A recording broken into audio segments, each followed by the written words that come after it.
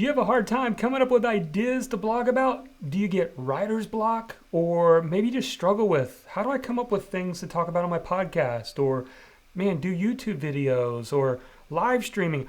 I don't know how to come up with ideas. Well, if that's you, let's conquer it once and for all. I've got something for you today.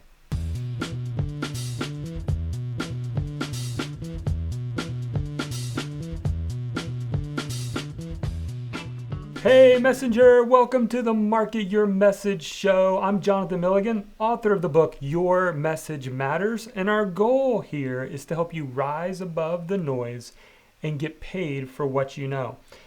Now, today's episode, here's what I've decided to label it. Use my simple one-page map to come up with endless content ideas. I would say, Jonathan, that's a big promise. I can use a one-page map and have ideas for blogging, podcasting, videos, live streams, webinars? And the answer is absolutely yes. In fact, here's what you're going to discover on this episode: how a simple one-page map can help you generate endless amount of ideas. What a farming analogy has to do with creating consistent content. And yes, there is a connection. The 3 best ways to bucket your content ideas and much more. So, before we get into all that, I want to talk about this free 10-page guide. This is our best-selling free download. People are loving this. It's called the Discover Your Message Blueprint. And basically, we help you uncover your purpose, how you show up best. We help you find your people and discover your passion. So by the time you get through this, you will know those 3 things, and you know exactly what you should start an online business about. So you can get that by going to marketyourmessage.com/discover. All right, let's get into this. So I first created this strategy map. I call it my content strategy map, and I introduced it a couple years ago to my first live in-person event. So we had people that came across the country. We sat in a room for 2 days, and I said, I'm going to introduce this content map to you. I was surprised how much they loved it. People were coming up with all kinds of ideas. And since that time, a couple years ago, I've been teaching this content strategy map, and now I want to teach it to you. So let's jump into this. I'm going to actually show you what it looks like. You don't have to download this actual strategy map. You could pull out a piece of paper and design this for yourself right now, today. But if you're listening on the podcast, you might want to jump over on to the YouTube video, so it makes a little bit more sense of what you're looking at, but I'll try to describe it as best I can. So on this content strategy map, you're going to have a circle in the middle. And then outside of that, branched off, you're going to draw 6 circles outside of the small circle. So the middle circle is your main topic. That's your message. That's your niche. It's pretty easy to write that in. You should know what that is. If you don't, go grab the guide that I mentioned earlier. Also, you will need to think about the outside circles. So picture a center circle, and then there's 6 circles on the outside. These circles you do not need to fill in for everyone, but I'm going to recommend that you fill in at least 3. So you want to have 3 to 6 circles filled in. So what do you do with those? This is what I call content silos, and this is where the farming analogy comes into play. I grew up in the Midwest, and if you've ever been driving down a country road, you'll look over and you'll see a farm, and inevitably you're going to see some silos. Now, in those silos, they're going to have grain, or they're going to have certain things like corn, or certain things that they put in those silos.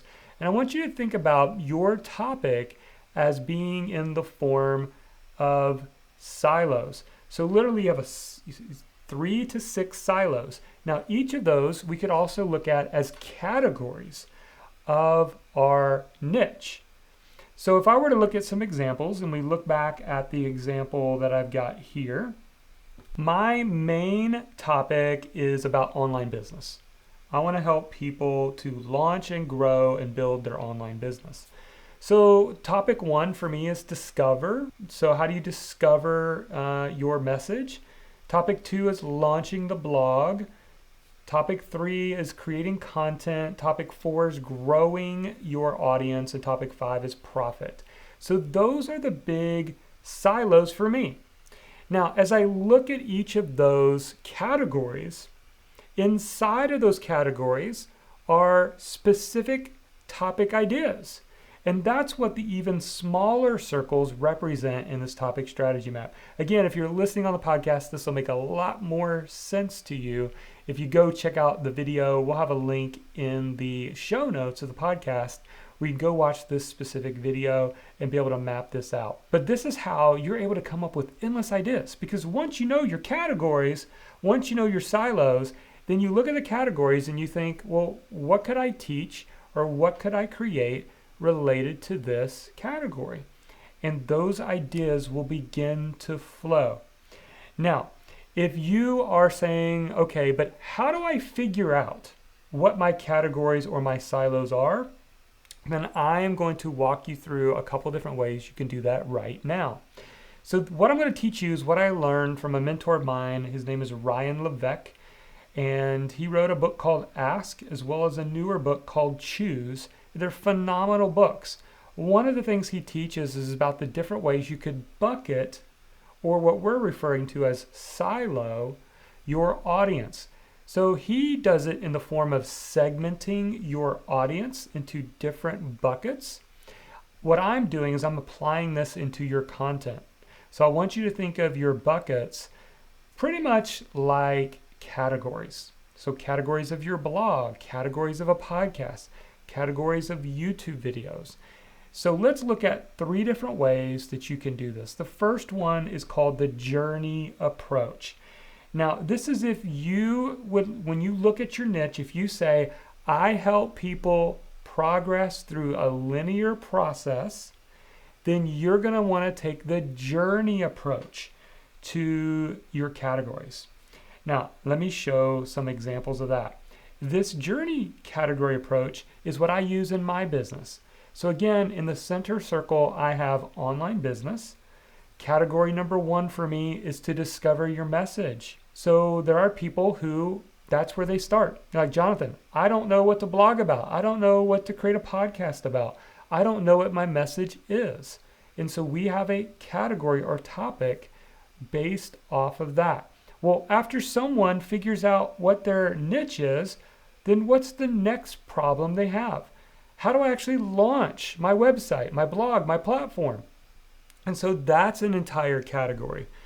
And topics inside of that could be blog posts or podcasts would be things like you can use WordPress, you can use Kajabi, you can use different ways to launch your platform. Then that leads them to the next part. Okay, Jonathan, now that I have my website set up, how do I create content?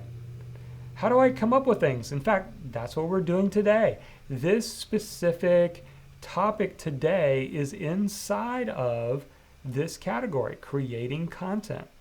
Then we move to number 4, which is growing your tribe, growing your blog or your website. How do you get traffic and leads, Jonathan? And that's what that category helps with. And then finally is profit. How do you make sales with a website or a blog or a podcast? Can't you see that that's a linear process? Everybody goes through this process of discover, launch, create, grow, and profit.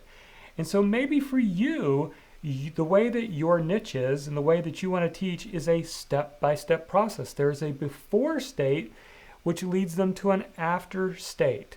And if that is true, then take the journey approach. Here is number 2. It's the challenge approach.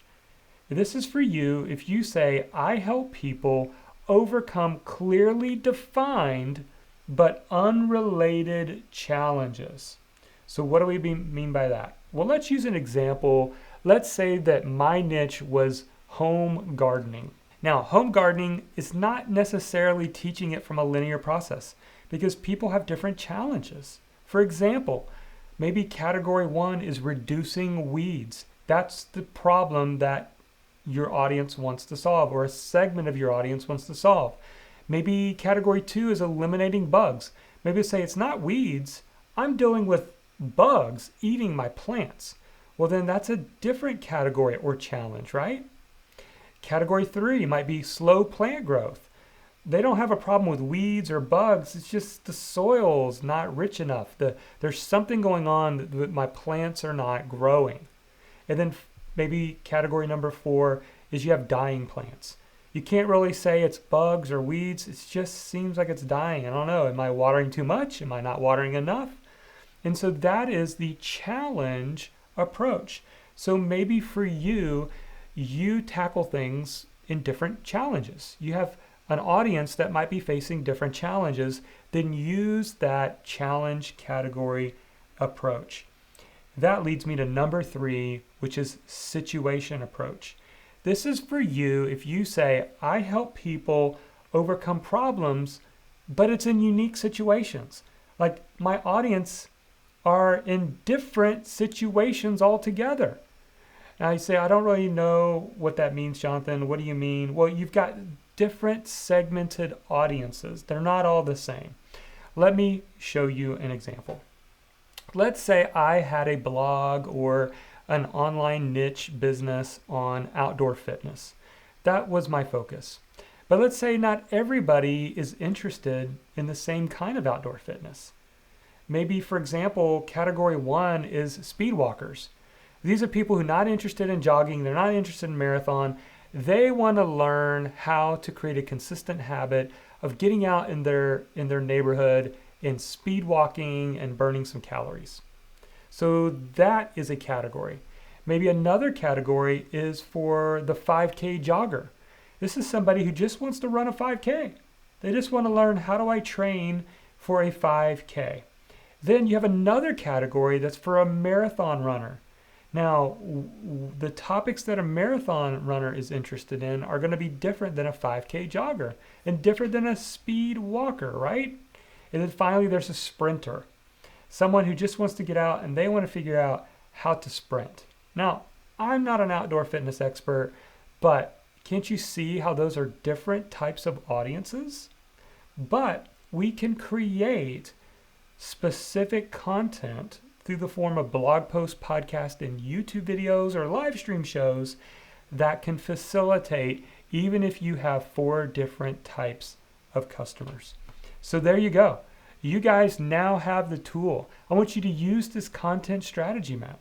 Figure out your 3 to 5 buckets or silos or categories to your blog, your podcast, your videos, or your live stream shows.